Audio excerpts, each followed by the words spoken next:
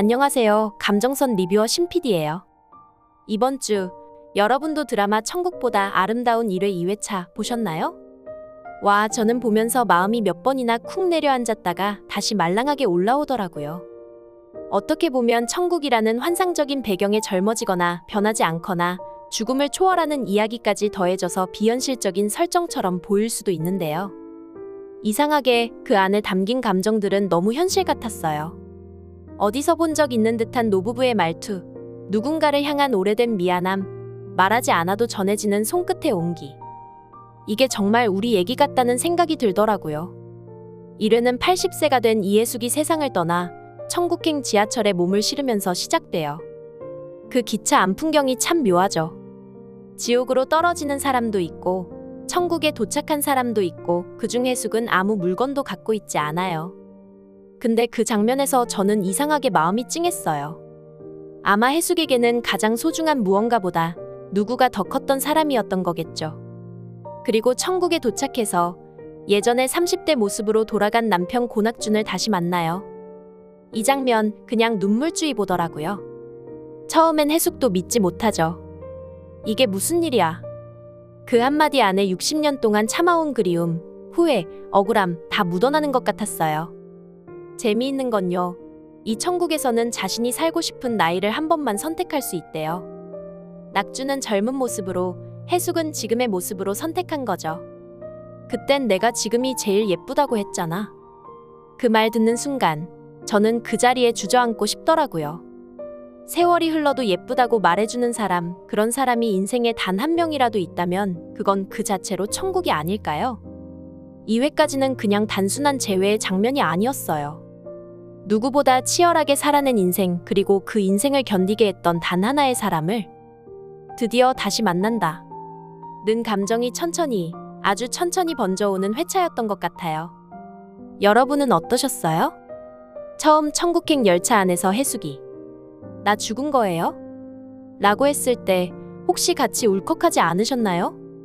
심장은 멈췄지만 감정은 여전히 살아있는 그 순간이 저는 너무 찡했거든요. 이번 회차에서 가장 마음이 깊게 박힌 장면은요. 해숙이 낙준을 다시 만나는 장면이었어요. 근데 그게 그냥 오랜만이야. 이게 아니잖아요. 진짜로 60년 만의 사랑을 눈앞에서 다시 확인하는 순간이니까요. 처음 해숙은 낙준을 보고도 믿지 못해요. 이게 무슨 일이야? 왜 당신만 젊어졌어? 그 당황스러운 말투 안에는 자신이 견뎌온 세월이 허무해질까 두려운 마음도 있었던 것 같아요. 그러면서도 속마음은 그런 거죠. 그래도 살아서 당신 얼굴 다시 볼 수 있다면 그게 천국이지라고요. 그 와중에요. 낙준이 해숙에게 손을 내미는 장면 있잖아요. 진짜 저는 그 장면에서 울컥했어요. 그 손이 그냥 손이 아니죠. 낙준은 생전에 하반신 마비로 거의 몸을 못 움직였는데요. 그런 그에게 손은 유일하게 의지대로 움직일 수 있는 부위였고, 그래서 그 손은 마음 그 자체였던 겁니다. 해숙에게 손을 내민다는 건 나는 지금도 너를 선택해. 내가 가진 모든 걸 지금 너에게 건넬게. 이런 의미처럼 느껴지더라고요. 그리고 또 하나 기억에 남는 장면은 낙준이 해숙에게 사과하는 장면이에요. 나 같은 놈 만나서 미안해. 먹여 살린다고 여자 몸으로 그런 험한 일 시켜서 알면서도 모른 척했어. 이 대사 듣는데 가슴속 깊은 데서 뭔가가 막 무너지더라고요. 평생 말 못하고 삼켜온 미안함을 죽어서야 꺼내놓는 그 모습이 너무 애틋했어요. 근데 그런 말에 해숙이 뭐라고 했는지 아세요? 나 당신 얼굴 뜯어먹으려고 결혼했어. 거기만 해도 배불러. 이 말이 그냥 농담처럼 들리다가도 그 안에 해숙의 진심이 다 들어있던 것 같아요. 나는 당신 자체가 좋았어. 가진 것도 없고 움직이지도 못하는 당신인데도. 이 사랑 너무 오래됐고 너무 깊어서 그냥 편하게 흘러나오는 말 한마디에도 마음이 푹 잠기더라고요. 또 하나 감정이 울컥한 부분은요. 천국행 열차에서 해숙이 아무 물건도 들고 오지 않았다는 것. 다른 사람들은 소중한 물건 하나씩 꼭 들고 있었는데 해숙만 텅 빈 손으로 왔죠. 그게 저는 너무 상징적으로 느껴졌어요. 해숙에게는 그 어떤 물건도 사람 하나만 못한 거예요. 그녀의 전부는 바로 낙준이었으니까요. 그리고 그 장면 이후 낙준과 해숙이 작은 천국의 마을처럼 꾸며진 공간에서 마치 연인처럼 다시 함께 시간을 보내는 모습들이 나오죠. 그 장면들을 보는데 갑자기 이런 생각이 들더라고요. 이 사람들, 지금 이 시간이 인생에서 가장 순수하게 웃고 있는 순간일지도 몰라라고요. 그러고 보면 해숙이 60년의 삶을 버틸 수 있었던 이유도 단순히 의무감이나 책임 때문만은 아니었던 것 같아요. 한 번도 미워하지 않았던 마음, 늘 기억 속에 예쁜 시절로 남아있던 사람, 그 사람이 낙준이었기 때문에 가능한 시간이 아니었을까요? 3회 예고편 보셨나요? 벌써부터 마음이 살짝 불안해지더라고요. 해숙과 낙준 사이의 소미라는 존재가 본격적으로 균열을 만들기 시작한 것 같아서요. 예고 속 해숙은 뭔가를 감지한 듯했죠. 처음엔 소미에게 낯선 정을 느끼다가도 점점 그녀가 자신과 낙준 사이에 스며드는 느낌을 받는 것 같더라고요. 그런데 이 감정 단순한 질투는 아닌 것 같아요. 해숙은 소미에게서 익숙한 그림자를 느끼고 있었거든요. 혹시 내가 알던 그 아이? 혹은 내가 놓치고 지나쳤던 그 시간 속 누군가. 그런 촉이 해숙의 마음을 불편하게 뒤흔들고 결국 낙준과 크게 부딪히게 되죠. 예고편에서는 해숙이 천국에서 가출하는 장면까지 나왔어요. 그 순간 저는 마음이 너무 아프더라고요. 살아서는 병원 침대에서도 벗어나지 못했는데 죽어서도 해숙은 또다시 자신이 머물 자리를 찾아 떠도는 사람이 된 거잖아요. 낙준은 그걸 이해하지 못해요. 어쩌면 아직도 해숙의 마음 깊숙한 곳에 남은 여자로서의 외로움, 질투, 서운함 같은 걸 오래된 부부니까 당연히 괜찮겠지 하고 넘겨버렸을 수도 있죠. 근데요, 사랑은 오래됐다고 덜 아픈 게 아니잖아요.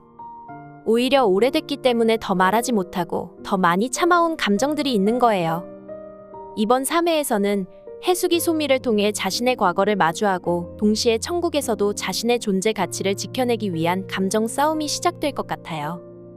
그리고 낙준 역시 해숙의 흔들리는 마음을 보며 나는 이 사람을 정말 알고 있었던 걸까? 라는 의문을 갖게 되지 않을까요? 또 한 가지, 해숙이 받은 포도알 경고, 이게 점점 감정의 분기점이 될 것 같아요. 그녀의 분노, 상처, 의심 이런 감정들이 천국의 규칙과 부딪히면 또 다른 알이 떨어질 수 있다는 예감이 들더라고요. 그 말은 곧 해숙이 천국에서 쫓겨날 위기에 놓일 수도 있다는 거죠. 그럼 낙준은? 과연 해숙을 붙잡을 수 있을까요? 아니면 이번에도 또 혼자 남겨지게 될까요? 이번 회차는 우리한테 이렇게 이야기하는 것 같았어요. 당신이 가장 예뻤던 순간은 누군가의 마음속에 남겨진 그 모습이에요. 우리는 종종 누군가의 기억 속에서 잊혀져 가는 걸 두려워하지만 진짜 사랑은요.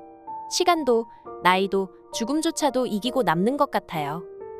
해숙이 젊지 않은 모습으로 천국에 도착했는데도 낙준은 그녀를 보고 지금이 제일 예쁘다 고 말했잖아요. 그 한마디에 저는 마음이 울컥하더라고요.